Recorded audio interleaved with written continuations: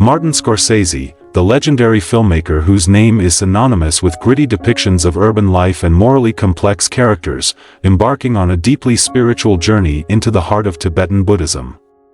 How extraordinary is that? Scorsese, born in the bustling streets of New York, shaped by Catholic guilt and the constant hum of city life, suddenly takes on the life of the Dalai Lama, a figure of immense spiritual serenity and nonviolence. How does a director known for crime, violence, and turmoil create a film centered on peace, compassion, and forgiveness? It's a question worth pondering, and the answer lies in Kundun. Want to explore more about the spiritual and philosophical themes in cinema? Hit that subscribe channel button. Kundun is no ordinary movie. It's an exploration of the human spirit, a profound reflection on what it means to stand firm in your beliefs, even as the world around you falls apart. When Scorsese chose to direct this film in 1997, some might have wondered, why the Dalai Lama? Why Tibet? But maybe the better question is, why not? Life itself is filled with contradictions and inner conflicts, isn't it? We all navigate a landscape of suffering, seeking meaning, trying to hold onto a moral compass while surrounded by chaos. Isn't this, at its core, the same struggle that Scorsese's characters face, whether they're mobsters, boxers, or Tibetan monks? The film Kundun, which chronicles the life of the 14th Dalai Lama, is not merely a biographical account. It's a cinematic meditation on spiritual strength and resilience.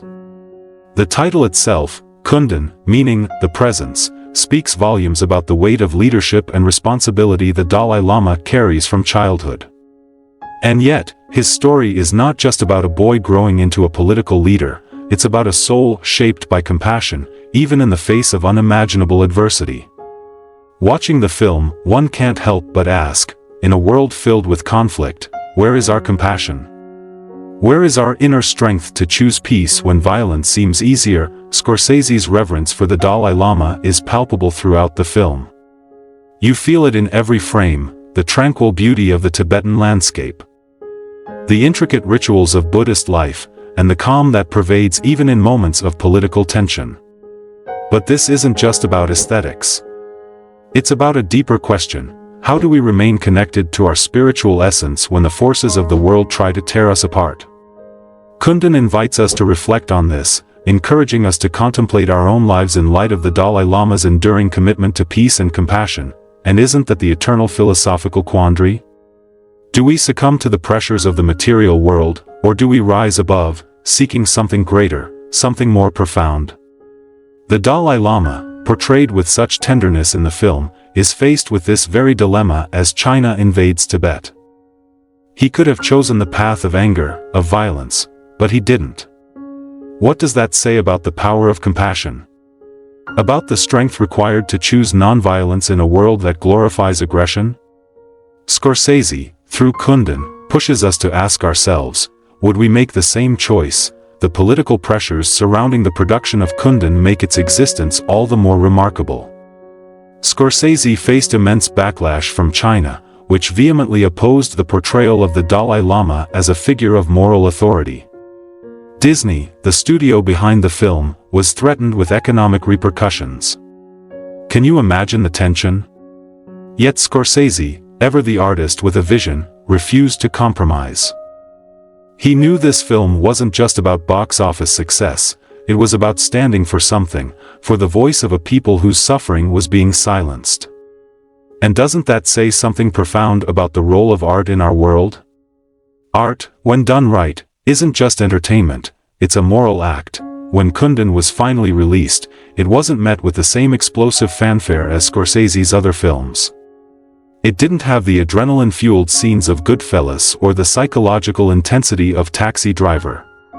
Instead, it offered something quieter but no less powerful, a contemplative space for audiences to reflect on the nature of suffering and the capacity of the human spirit to endure. Some critics found the pacing slow, but perhaps that's because Kundun asks us to sit with ourselves in a way we're not used to in the age of fast-paced thrillers. It's a film that whispers truths rather than shouts them, and in those whispers, we find echoes of our own search for meaning, as you watch Kundun, it's hard not to be swept up in the majestic cinematography of Roger Deakins, who captures the serene beauty of Tibet as though it were a dream. The haunting score by Philip Glass further elevates the experience, turning the film into a kind of moving meditation. But beneath the surface of this visual and auditory beauty lies something deeper, a call to question the nature of power, suffering, and our individual roles in the grand tapestry of life.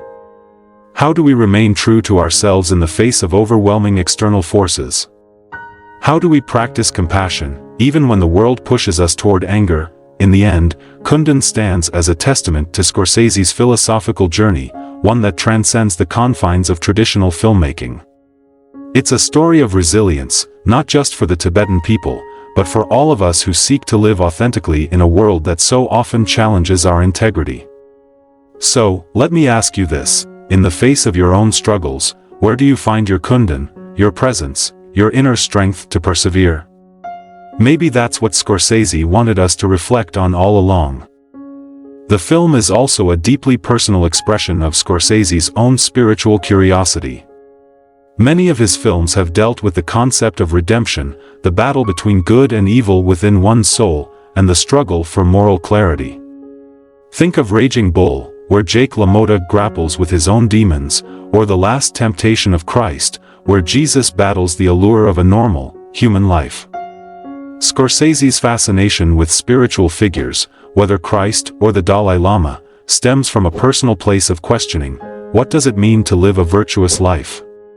What sacrifices must be made for the greater good? In Kundun, Scorsese shifts the focus away from personal salvation and instead explores collective suffering and compassion.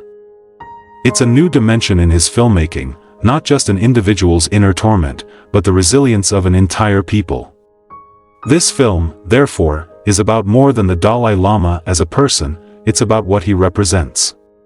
He symbolizes the resilience of Tibet and the capacity for humanity to choose understanding and love over hatred and domination. In that way, Kundun transcends being just a biographical film, it becomes a universal statement on the power of spirituality to combat political oppression. Consider the imagery in Kundun, the juxtaposition of Tibet's vast, serene landscapes against the encroaching force of the Chinese military. The Tibetan culture, with its colorful rituals, mandalas, and prayer ceremonies, stands in stark contrast to the drab, militaristic imagery of the Chinese soldiers. This visual dichotomy underscores a deeper philosophical battle, a peaceful, introspective way of life versus an aggressive drive for power and control. Scorsese makes this contrast striking, pushing viewers to see beyond the political narrative and into a spiritual one. It's almost as though the Tibetan culture is the embodiment of the human soul, rich in color, tradition, and meaning, while the invading forces represent the external pressures that seek to strip away that depth. The Dalai Lama's journey from childhood innocence to reluctant leadership is portrayed with such empathy that it's impossible not to feel a personal connection to his plight. He didn't choose to be a leader, leadership chose him. Isn't there something universally relatable about that? How often in life are we thrust into roles we never sought, yet we must navigate them with grace? The Dalai Lama's reluctance, his deep reflection, and his ultimate decision to leave Tibet to protect his people, these are moments that speak to the universal human condition. We all, at some point, face moments when we must act not for ourselves but for the greater good, even if it means leaving behind what we love. The portrayal of the Dalai Lama's exile is especially poignant. The decision to leave Tibet was not one of defeat but of strategic retreat, a way to preserve the culture and spirit of his people. The scenes depicting the Dalai Lama's escape through the mountains are visually stunning but also laden with emotional weight. You can almost feel the cold of the Tibetan night, the uncertainty, the immense burden on such a young leader's shoulders. This is where Scorsese's storytelling shines. It's not just about what happens, but about the feeling that lingers in every scene, every moment of silence, every gaze into the vast emptiness of the mountains. The music by Philip Glass, with its repetitive, meditative quality, adds another layer to this emotional depth. It's almost as if the music itself is a prayer, a chant that accompanies the Dalai Lama on his journey. The score doesn't dictate how we should feel but rather invites us to sit with our emotions, to let them wash over us. It's contemplative, much like the film itself, and it encourages the audience to reflect, rather than react. In a world so focused on instant gratification, isn't there something profoundly refreshing about a film that asks you to simply be? One of the most powerful aspects of Kundun is its portrayal of the Dalai Lama's relationship with his people. The warmth, the mutual respect, and the deep spiritual bond between the Dalai Lama and the Tibetan people are depicted with such tenderness. You see the hope they place in him, the love they have for him, and his unwavering commitment to them. This bond is a reminder of the importance of community and compassion. In today's often disconnected world, where individualism is celebrated over collective well-being, Kundun serves as a poignant reminder of the power of unity, of shared purpose. Scorsese's choice to make Kundun was, in itself, an act of compassion. He could have easily continued making the kind of films that had brought him immense success, films about the underbelly of society, about crime, power, and personal destruction. But instead, he chose to tell the story of a peaceful leader whose power lay not in his ability to dominate but in his capacity for compassion. This choice speaks volumes about Scorsese as an artist and as a human being. He wasn't content to stay within the boundaries of what was expected of him. He wanted to challenge himself and his audience to think differently, to feel differently, to consider the power of spirituality in a world so often focused on the material. The political repercussions of Kundun are a testament to the impact art can have. The Chinese government's response was swift and severe, banning the film and putting pressure on Disney. For a filmmaker, knowing that your work has caused such a strong reaction must be both daunting and validating. It proves that the story mattered, that it was worth telling, even if it ruffled feathers. In many ways, the backlash only underscores the importance of the film's message. The Dalai Lama's story is not just about Tibet, it's about the universal struggle for justice, freedom, and the right to maintain one's cultural and spiritual identity in the face of oppression. The mixed critical reception of Kundun speaks to its complexity. It's not a film that offers easy answers or instant gratification. It's not a roller coaster ride of emotions or a thrill-a-minute spectacle. It's a quiet, meditative film that asks its audience to engage deeply, to reflect, to feel. And perhaps that's why it didn't receive the same acclaim as Scorsese's more dynamic works. But for those willing to take the journey, Kundun offers something truly profound, a glimpse into the soul of a man and a people who chose peace in the face of violence, compassion in the face of hatred. The legacy of Kundun within Scorsese's body of work is significant.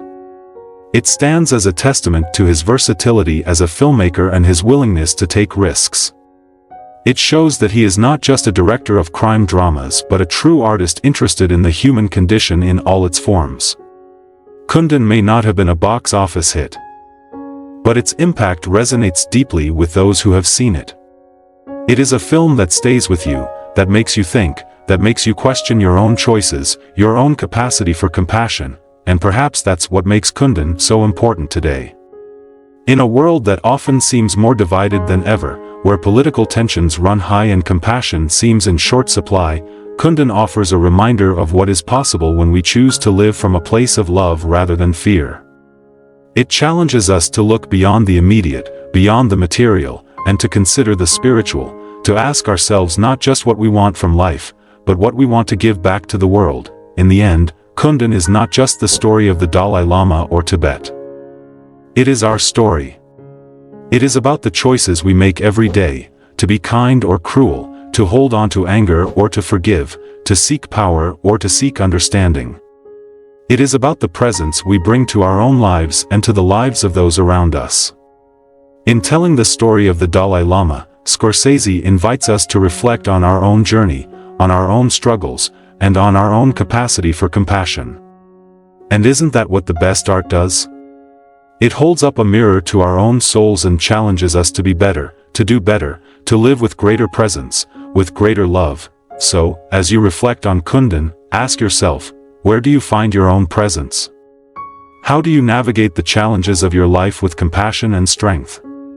What can you learn from the Dalai Lama's story that might help you face your own struggles? These are not easy questions. But they are important ones. And perhaps, in pondering them, we can all find a little bit more peace, a little bit more understanding, and a little bit more love in our own lives.